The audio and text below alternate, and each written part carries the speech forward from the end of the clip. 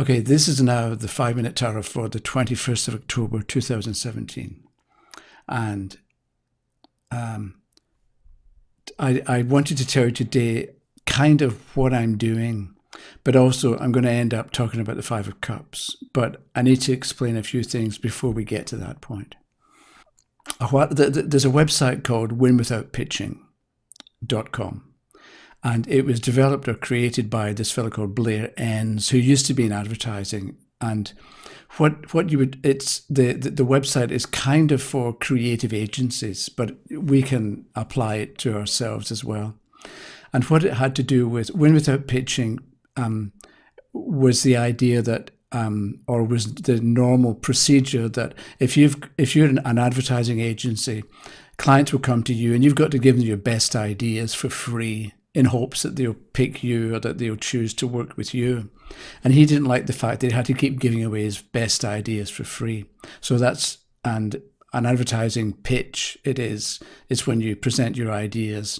And there's also baseball where you pitch, you throw the ball and that's, but can you win without pitching? Two kinds of meanings for pitching. So his point was that you want to be able to win without pitching. So in order to do that, you have to answer the important business question, the most difficult business question. And that question is, what business are you in?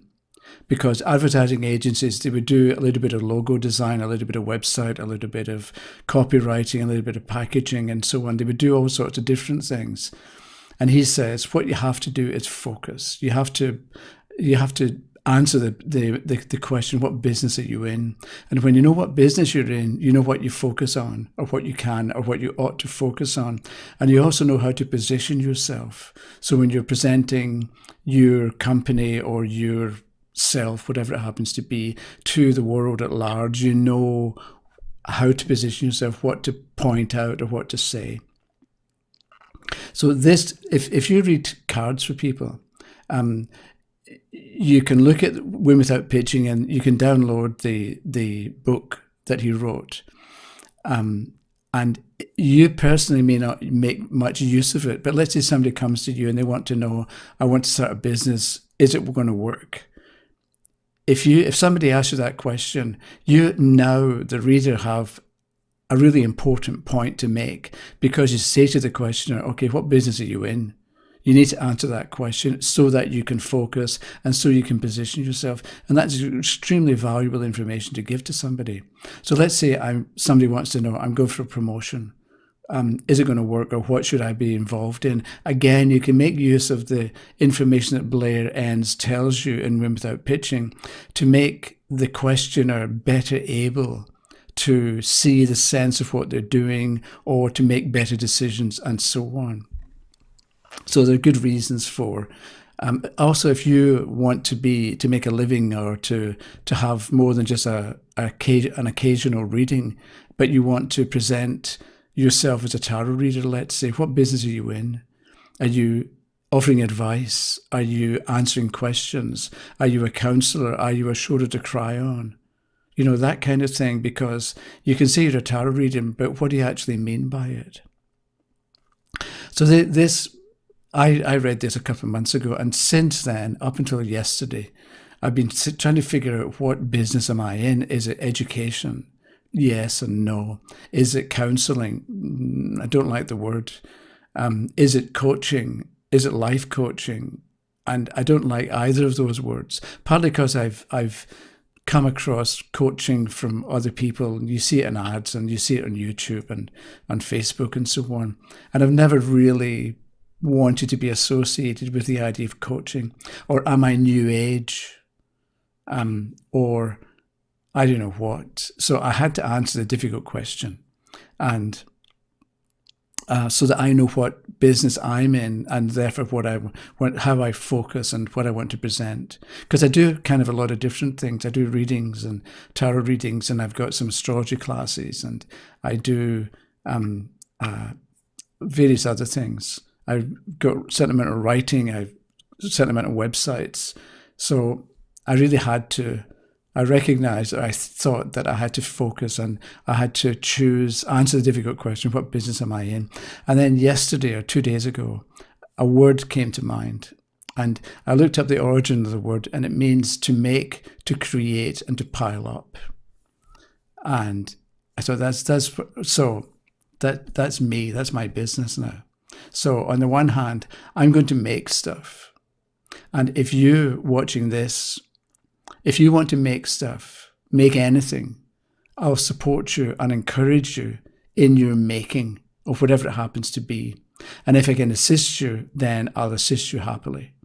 So if you want to make anything, the other word, or one of the other words, was create. So if you want to, I'm going to create content, create courses, because I'm thinking of doing a how to write English course that I'll put up somewhere and people can look at it, because being able to write well and being able to write and write well is important in all sorts of different ways.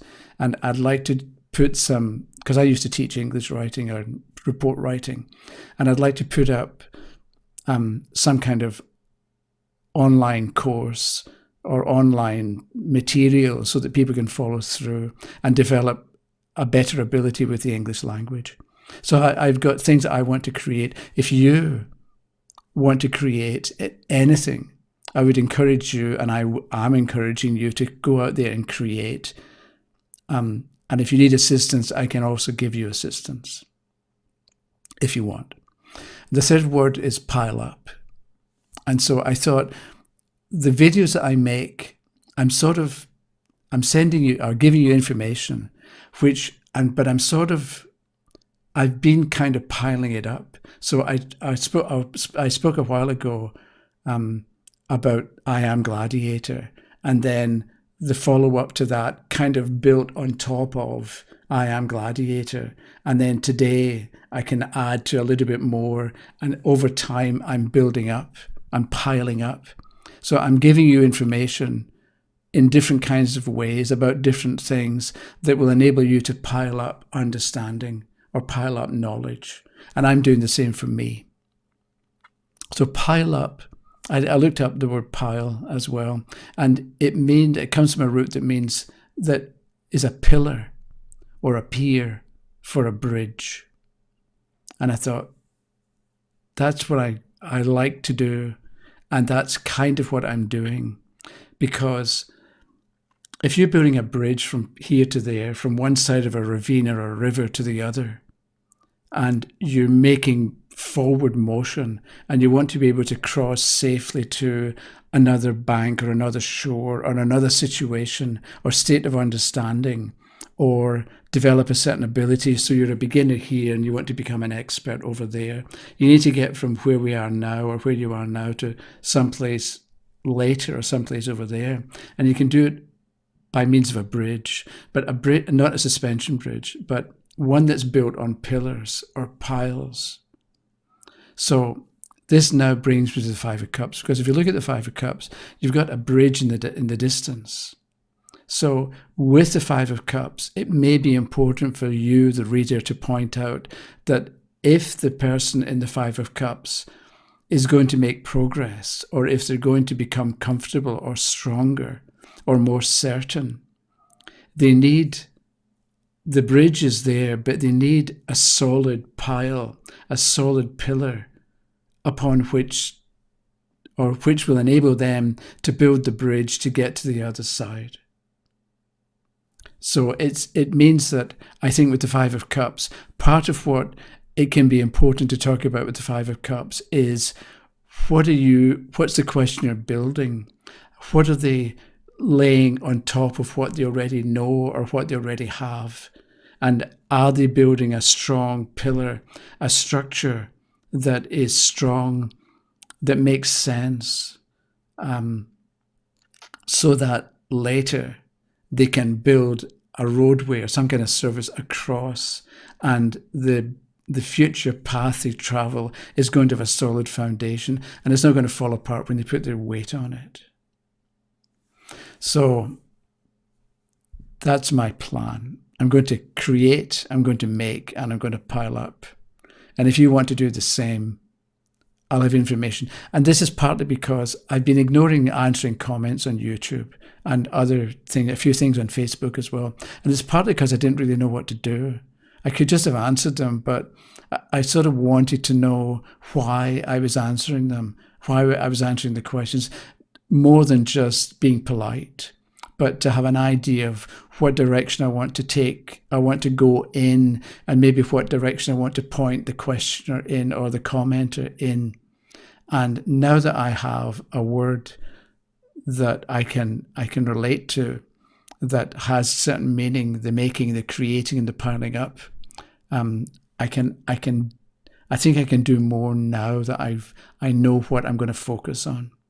So you might want to take that idea of win without pitching and answer the difficult business question for yourself in some kind of area as well, so that you can then know what to focus on. And then you figure out how to position yourself. And Blair talks about you position yourself as being the best in the world. So whatever you're going to make, whatever you're going to create, aim to be the best in the world. Okay. Tomorrow, when I'm back in a couple of days, probably, though maybe tomorrow, I'll do something else.